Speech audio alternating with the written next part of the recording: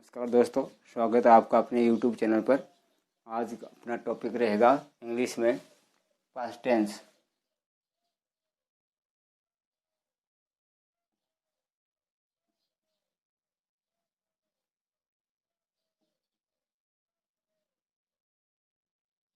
Past tense में सबसे पहले अपन लेते हैं पास्ट सिंपल को। पास्ट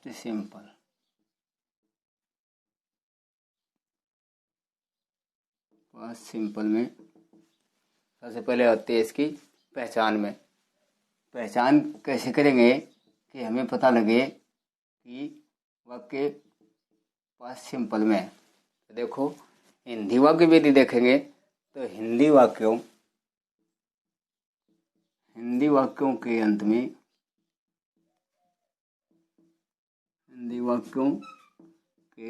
में अपने वोवेल्स की साउंड आएगी। उसमें हिंदी में आपको मिलेगा अंत में आ, ए, ई, या कभी कभी सिंपल पास्ट होता है, उसमें था, थे, थी आदि शब्द आते हैं।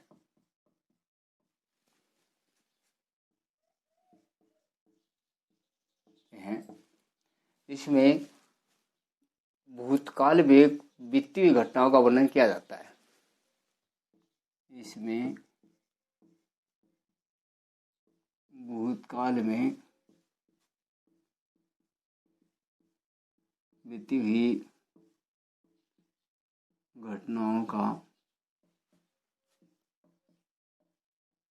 उल्लेख किया जाता है या बीते हुए समय की आदत आदि का उल्लेख भी मिलता है।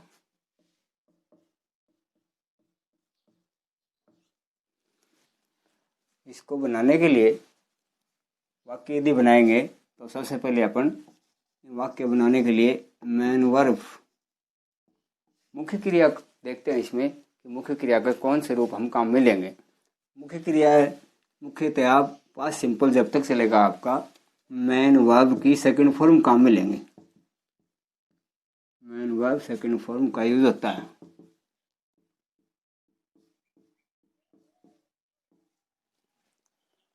हेल्पिंग वर्ब के रूप में देखते हैं तो हेल्पिंग वर्ब पास्ट सिंपल जब तक आपका चलेगा हेल्पिंग वर्ब के रूप में डिड का प्रयोग करेंगे।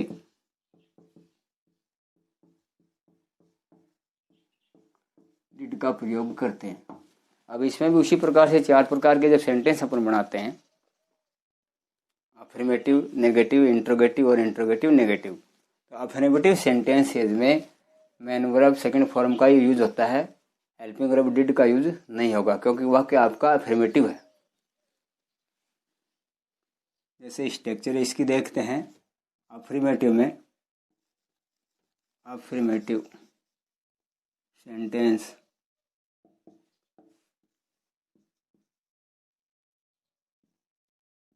अफर्मेटिव में सेंटेंस में इसकी स्ट्रक्चर देखेंगे तो सबसे पहले subject, main verb, second form, object और अदर्स के रूप में काम में लेंगे। इसके बाद में नेगेटिव सेंटेंस आप बनाएंगे। नेगेटिव सेंटेंस में आपकी स्ट्रक्चर हो जाएगी subject plus did plus not, क्योंकि सब्जेक्ट के बाद में डिड नॉट का प्रयोग कर देंगे, वाक्य नेगेटिव हो जाएगा। उसके बाद में मेन वर्ब की आप जो सेकंड फॉर्म काम में ले रहे थे वो फर्स्ट फॉर्म हो जाएगी, ऑब्जेक्ट और अदर्स के रूप में काम में लेंगे। तो इस प्रकार से आपकी अफर्मेटिव और नेगेटिव की स्ट्रक्चर होगी जिसमें आप पास्ट सिंपल का सेंटेंस बना सकते हैं।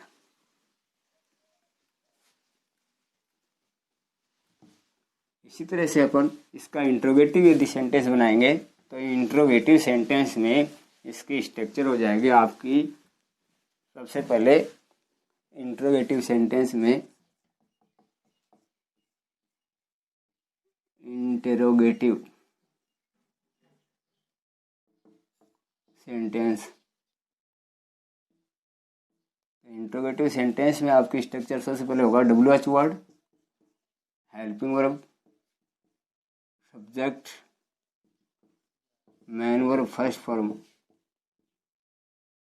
और ऑब्जेक्ट, अदर्स, और उसके बाद में साइन ऑफ इंट्रोगेशन। इसी प्रकार से इसका चौथे टाइप का जो सेंटेंस बनाएंगे इंट्रोगेटिव नेगेटिव।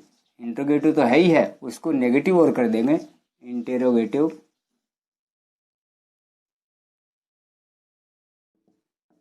Negative sentences.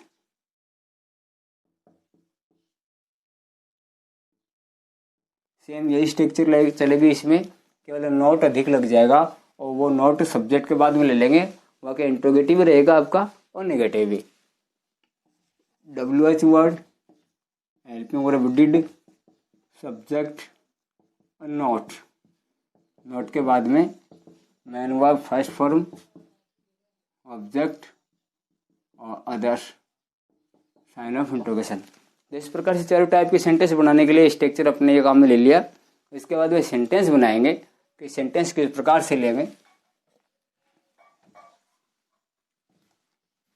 जैसे कोई सेंटेंस है पास्ट टेंस में है, उसकी पहचान हिंदी के वाक्य में हो जाएगी आपकी कि अंत में आपको कोई वोवेल की ध्वनि मिलेगी, आ ई ए आदि, तो वो पास्ट सिंपल का सेंटेंस है, काम बीते समय में हुआ है।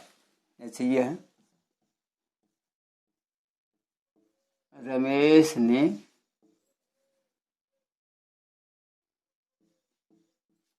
ताजमहल का भ्रमण किया।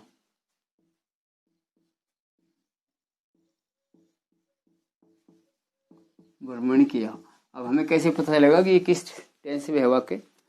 यहाँ अंत में देख लेगा आप, भ्रमण किया, आ की साउंड आ रही है, यहाँ आ की साउंड आ रही है, इसका मतलब काम पास्ट टेंस में हुआ है।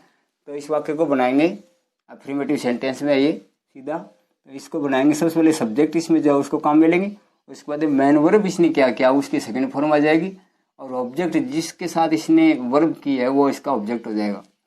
जैसे ये है Ramesh, main verb second form लो इसकी, विजिटेड, ऑब्जेक्ट इसमें है द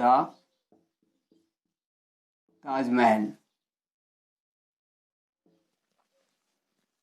इसमें कोई समय यदि दिया हुआ है तो समय का भी उल्लेख ऑब्जेक्ट के बाद में कर सकते हैं आप। जैसे दूसरा वाक्य है, मोहन ने कल एक कार खरीदी।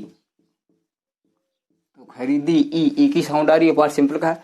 इसमें टाइम भी दिया हुआ कि कल, यानी बीता हुआ कोई समय दिया हो सकता है, उसका जिक्र आप इसमें कर सकते हैं। सबसे पहले सब्जेक्ट को लेंगे आप Mohan, main verb second form, खरीदना की सेकंड फॉर्म, बाई की second form, boat, BOUT, boat, object इसमें क्या है एक कार।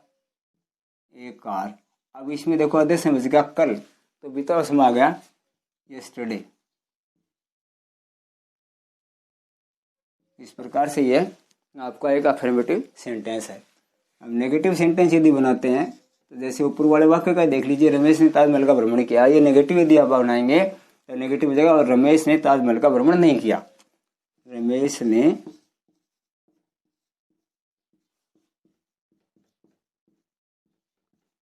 ताजमहल का भ्रमण नहीं किया।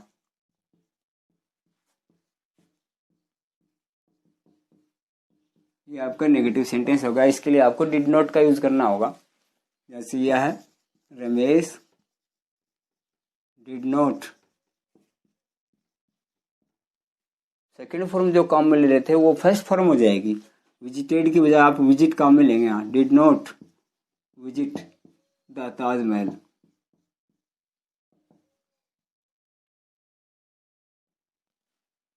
इसी प्रकार से यदि इसी वाक्य को इंट्रोगेटिव में आप करते हैं, साधारण वाला यदि बनाएं तो ये क्या रमेश ने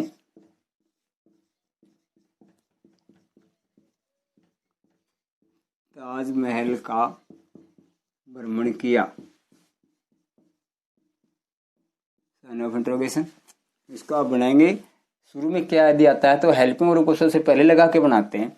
हेल्पिंग वर्ब आपकी इसमें डिड चल रही है तो सबसे पहले डिड ले लेंगे, उसके बाद में सब्जेक्ट, उसके बाद में मैन वर्ब की फर्स्ट फॉर्म का यूज करेंगे, द ताजमहल। तो इस प्रकार से वाक्य आपका इंट्रोगेटिव होगा। वाक्य इंट्रोगेटिव होते हुए नेगेटिव यदि हो रहा है तो इसे यही सेंटेंस रहेगा, केवल सब्जेक्ट के बाद में नोट का प्रयोग कर देंगे।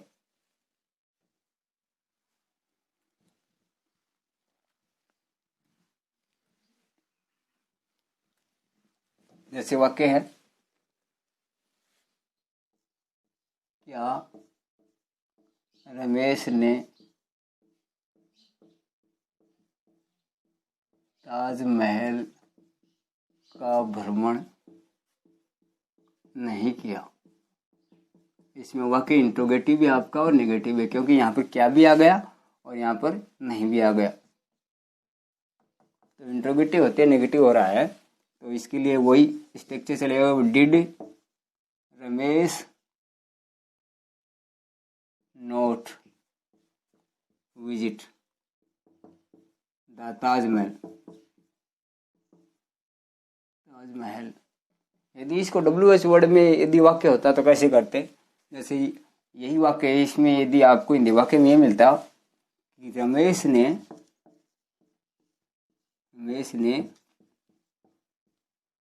ताजमहल का भ्रमण क्यों नहीं किया?